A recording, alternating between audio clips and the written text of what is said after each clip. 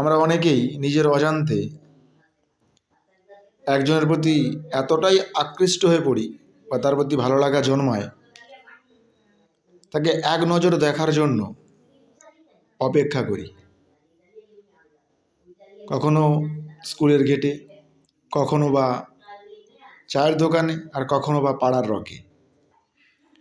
হয়তো তাকে সাহস করে বলতে পারবো না যে তোমাকে আমার ভালো লাগে,